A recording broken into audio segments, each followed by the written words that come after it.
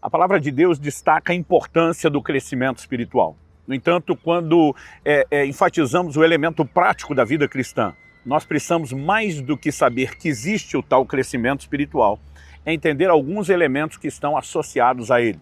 Por exemplo, o apóstolo Pedro diz que nós temos que desejar o crescimento.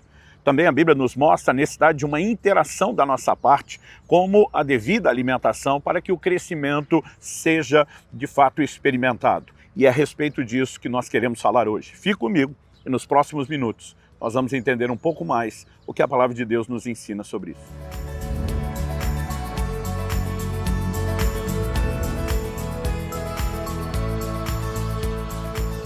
Estou hoje em Brusque, Santa Catarina, na Praça das Esculturas, passando para trazer mais uma palavra ao seu coração. E o texto que eu quero tomar como ponto de partida para a nossa reflexão encontra-se em 1 de Pedro, no capítulo 2, no verso 2, que diz: como crianças recém-nascidas, desejem o genuíno leite espiritual, para que por ele lhes seja dado crescimento para a salvação. Nós precisamos entender que a salvação é um processo.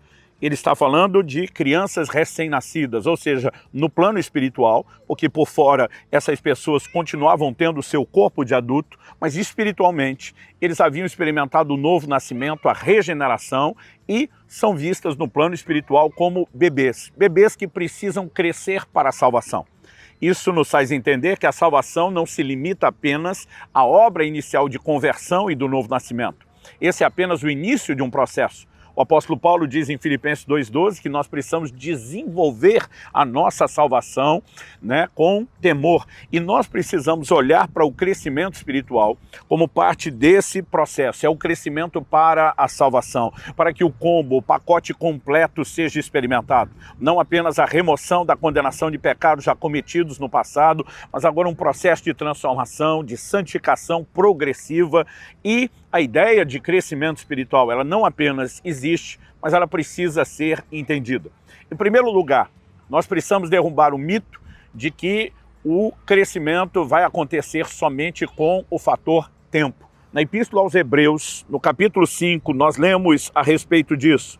Quando o autor, no verso 11, diz assim: a esse respeito, temos muitas coisas a dizer, coisas difíceis de explicar, porque vocês ficaram com preguiça de ouvir. Outra tradução diz: se tornaram tardios em ouvir.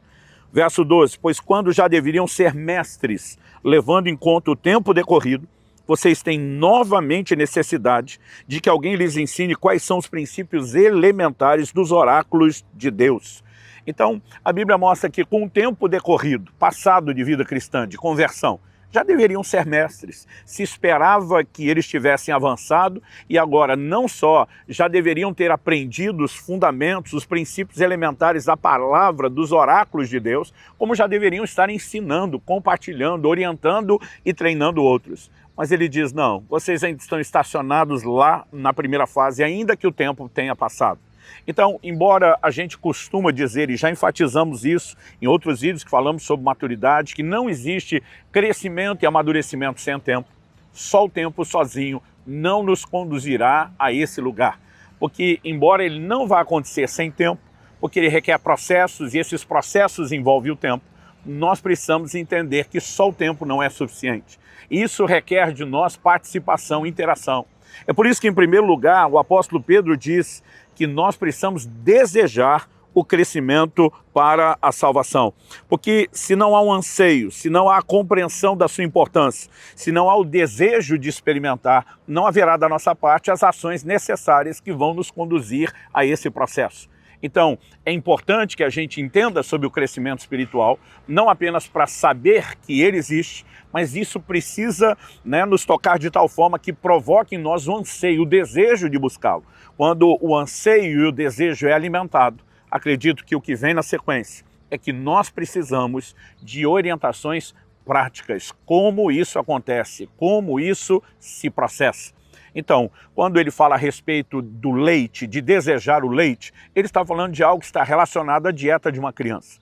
Basicamente, não há crescimento sem tempo, mas também não há crescimento sem alimento. O Senhor Jesus diz em Mateus, no capítulo 4, verso 4, citando Deuteronômio 8, nem só de pão viverá o homem, mas de toda palavra que sai da boca de Deus. Em outras palavras, o que Jesus está dizendo é que nós não somos apenas um corpo, uma matéria a ser alimentado. Somos também seres espirituais. Jesus diz para Nicodemos, o que é nascido da carne é carne, o que é nascido do espírito é espírito. E ele não dizia que nós somos um ou outro, ele dizia que nós somos tanto um quanto o outro. Entramos nesse mundo num corpo de carne, mas o nosso espírito é regenerado, é nascido de novo no momento da conversão a Cristo. E agora, como qualquer criança que nasceu, ele se encontra no estado que precisa de crescimento. E para que haja crescimento é necessário alimento. Mas a palavra de Deus não apenas fala da importância do alimento, que no plano espiritual é a palavra de Deus, nem só de pão viverá o homem, alimento natural, mas de toda a palavra. O alimento espiritual é a palavra de Deus. Essa é a razão pela qual os cristãos não podem ser negligentes no seu relacionamento com a palavra. Nós precisamos de leitura bíblica, nós precisamos de meditação na palavra de Deus, nós precisamos da prática da palavra de Deus, porque todo o relacionamento com a palavra é parte de um processo necessário, não apenas para que tenhamos informação, não apenas para que conheçamos qual é o nosso credo, não apenas para saber o código de conduta, mas é alimento para o nosso espírito. O apóstolo Paulo escreve a Timóteo e diz em 1 Timóteo 4,6, você será nutrido pelas palavras de fé que pregamos. Há uma nutrição espiritual por meio da palavra. Mas, além de reconhecer que há alimento espiritual, nós também precisamos reconhecer que há tipos distintos de alimentos para fases distintas do crescimento. Eu citei anteriormente Hebreus capítulo 5, versos 11 e 12, para mostrar que o tempo é necessário ao crescimento, mas que quando alguém é negligente em relação ao seu envolvimento com a palavra de Deus, que é alimento, ela pode retardar o processo. E o final do verso 12 deixa claro isso. Passaram a ter necessidade de leite e não de alimento sólido. Agora, a carta, aos Hebreus usa a mesma alegoria empregada pelo apóstolo Pedro. Leite. Leite é o que? Alimento para criança. Ele diz no verso seguinte, o 13, ora, todo aquele que se alimenta de leite é inexperiente na palavra da justiça, porque é criança. Mas o alimento sólido é para os adultos, para aqueles que, pela prática, têm as suas faculdades exercitadas para discernir não somente o bem, mas também o mal. Então ele fala de adultos ingerindo alimento sólido e crianças sendo alimentadas à base de leite. O apóstolo Paulo também fala a respeito da mesma coisa quando escreve aos Coríntios. Em 1 Coríntios, capítulo 3, ele diz nos versos 1 e 2, eu, porém, irmãos, não pude falar a vocês como a pessoas espirituais, e sim como a pessoas carnais, como a crianças em Cristo. Eu lhes dei leite para beber. Não pude alimentá-los com comida sólida, porque vocês ainda não podiam suportar, nem ainda agora podem, porque vocês ainda são carnais. As expressões espirituais e carnais aqui empregadas fala de pessoas, espirituais são aqueles que já são governados pelo Espírito, um Espírito que é fortalecido pela palavra de Deus, que é amadurecido não apenas por informação, mas por um nível de entendimento que molda não apenas a mentalidade, mas através disso, como diz Romanos 12, transformai-vos pela renovação da vossa mente, muda também o nosso comportamento, a nossa conduta. A palavra de Deus é o nosso alimento para crescer, é a base do processo de transformação. E quem é experiente na palavra da justiça, como lemos em Hebreus, ele só se torna experiente não apenas pela leitura, mas também pela prática, pela correspondência àquilo que recebe.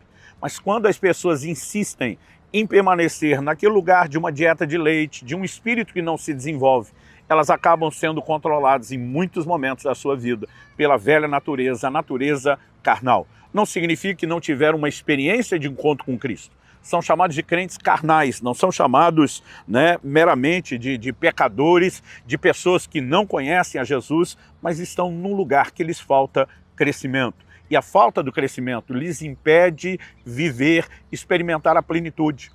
A própria palavra de Deus, ela será entregue num nível muito limitado a quem não tem estrutura para isso. Assim como você não pode dar feijoada para uma criança recém-nascida, nem mesmo caldo, e isso lhe fará mal. Há pessoas que simplesmente não conseguem entrar na compreensão de certos assuntos. Por isso que em Hebreus 5,11 o autor diz, olha, nós temos muito que explicar mas coisas difíceis de entender para vocês que se tornaram negligentes. Não são coisas impossíveis de serem entendidas por qualquer cristão.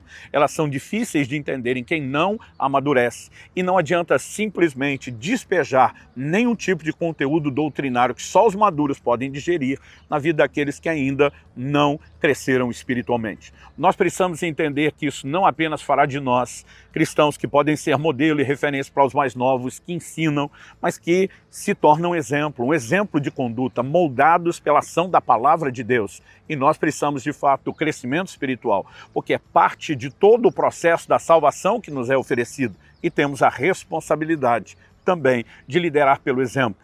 Líderes não são pessoas que apenas fizeram cursos para isso.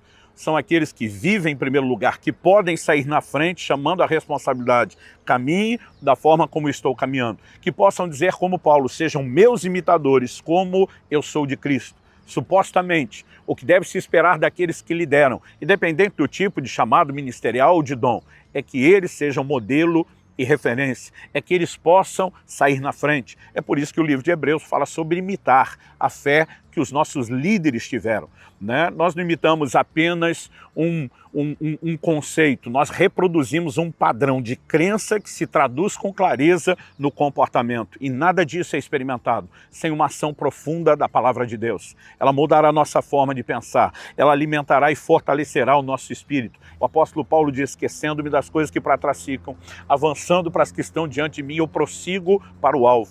Quando nos convertemos, passamos por uma porta. Agora estamos trilhando um caminho em direção ao alvo. Todo esse processo é chamado na Bíblia de salvação, até que cheguemos ao final.